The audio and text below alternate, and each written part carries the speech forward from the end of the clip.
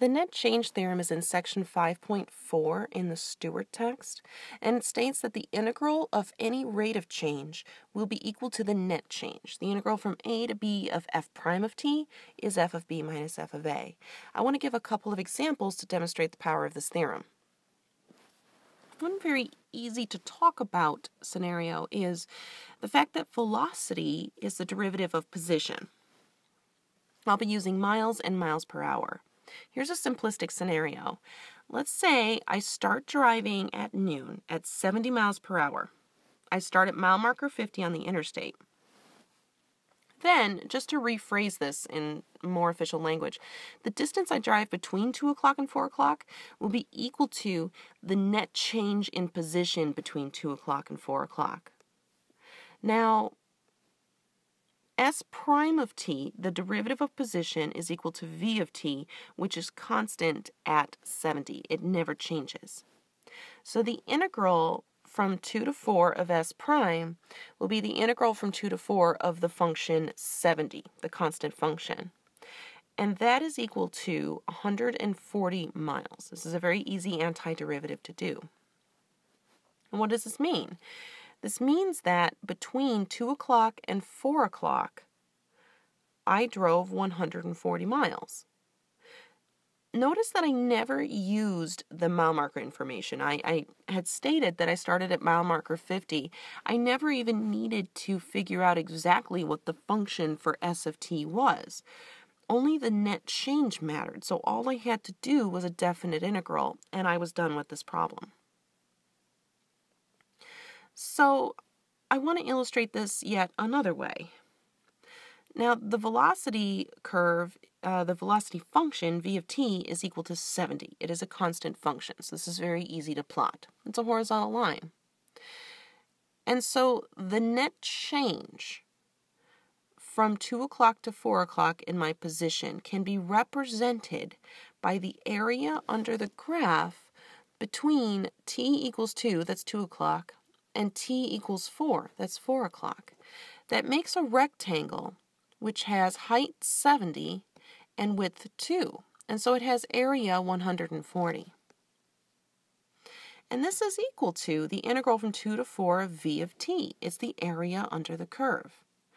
And so that we'll find in general that if we have a nice graph for the derivative, that we can figure out definite integrals by just using area formulas. It's a very neat hack. So here's an engineering example, shear and moment. Now, just for the purposes of analogy, I talked about how position is equal to velocity times time. And here are the units that I was using. Miles is equal to miles per hour times hours. Similarly, moment is equal to force times distance. And we talked about how the units for moment are Newton meters, and the units for force are newtons, and the units for distance are meters. This means that force is the derivative of moment, and moment is the integral of force. So v of x is going to be a function representing the shear force, and m of x is going to represent the bending moment with units of Newton meters. And so I can represent all of this information with a couple of equations. dm dx, the derivative of m, is equal to v of x. And similarly, m of x, the function for moment, is equal to the antiderivative of the shear function. Now, just like in the first example of the car driving on the highway, if I have a nice graph for v of x, then I can calculate net change of m of x using area under that graph. And so from the prior video, here is a possible shear force graph. X is in meters again, and v is in newtons. This would be a 10-meter beam that's under a shear load. Now let's say I wanted to know the net change in moment from x equals 1 all the way to x equals 6. That's really the definite integral from 1 to 6 of v of x dx. That's going to be the area under the curve from 1 to 6. I'm going to do this in a very cheap way, not with antiderivatives, but with area formulas. So here's a rectangle. I know how to do area of rectangles. Here's a large triangle, and here's a small triangle. If I add up those three areas, then I will have the net change in moment from 1 to 6.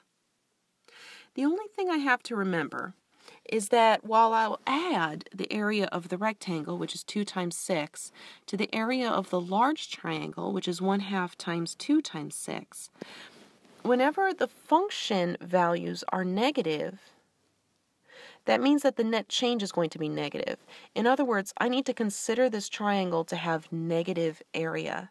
And so I'm going to subtract the area of the small triangle, 1/2 times 1 times 3. And so that means that the net change in moment is equal to 33/2 Newton meters, and that will be equal to m of 6 minus m of 1.